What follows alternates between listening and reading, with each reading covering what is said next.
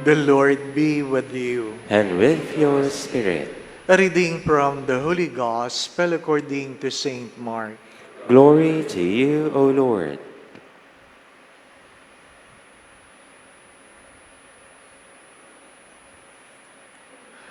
After the 5,000 had eaten and were satisfied, Jesus made his disciples get into the boat and precede him to the other side towards Bethsaida, while he dismissed the crowd. And when he had taken leave of them, he went up to the mountain to pray. When it was evening, the boat was far out on the sea, and he was alone on shore. Then he saw that they were tossed about while rowing, for the wind was against them. About the fourth watch of the night, he came toward them walking on the sea. He meant to pass by them. But when they saw him walking on the sea, they thought it was a ghost and cried out. They all had seen him and were terrified. But at once he spoke to them, "Take courage, it is I, do not be afraid." He got into the boat with them, and the wind died down. They were completely astonished.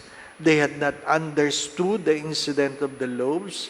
On the contrary, their hearts were hardened.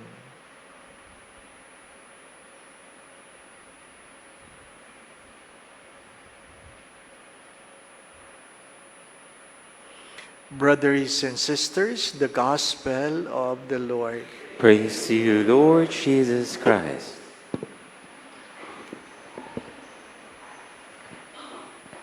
Yesterday, I officiated the silver anniversary of a friend, and I told them that they look forward, anticipating their golden wedding anniversary.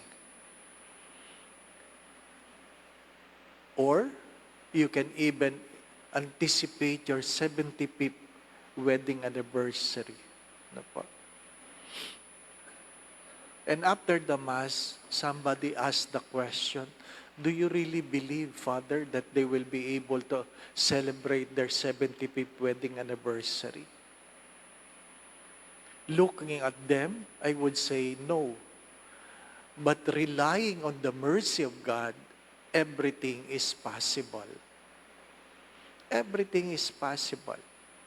Who are we to question the ways of God? Who are we? Sabi nga nung isa, bakit pinapahintulutan ng Diyos yung mga nagnanakaw? And my first reply was, at least you know that God allows it. Sabi, kaya nga, yun nga problema, bakit pinapayagan ng Diyos? Magkaiba yung ginusto ng Diyos at hinayaan ng Diyos. Magkaiba yun. May mga bagay na hinahayaan ng Diyos na kahit hindi mo gusto, wala kang magagawa. Why? Because God can never interfere over our freedom. Kahit kailan hindi pwedeng panghimasukan ng Diyos ang ating mga kalayaan. Alam niya yun. Ano lang ang hamon sa mga pagbasa? Ano lang ang hamon? Hindi porke mahaba ang buhay, nandun ang Diyos. Hindi porke mayroong kang karamdaman, wala ang Diyos. Hindi porke malakas kang tumawa, nandun ang Diyos. Hindi ibig sabihin lumuluha ka, wala ang Diyos. Anong panuntunan na meron ng Diyos kung nabubuhay ka sa pag-ibig? The first reading reminds us, if you want to find God in your life, live in love. Mabuhay ka sa pag-ibig. Mabuhay ka sa pag-ibig. And what is love in the context of the scriptures? That we order ourselves for the good of the other. That is what love is. We order ourselves for the good of the other, not for our own good. Not for our own good. My dear friends, my brothers and sisters, and God cares for us. What does it mean, the fourth watch of the night. Fourth watch.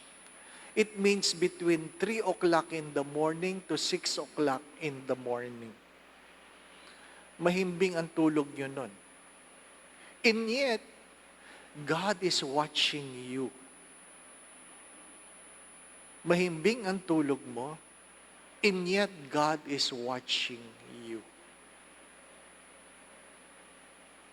Hindi ko alam kung anong panaginip mo, hindi ko alam kung anong iniisip mo, and yet, even you are sleeping, God is watching you.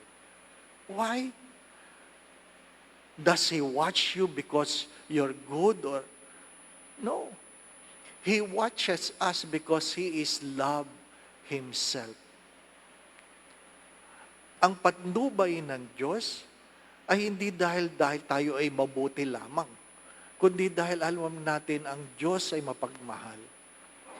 Mapagmahal.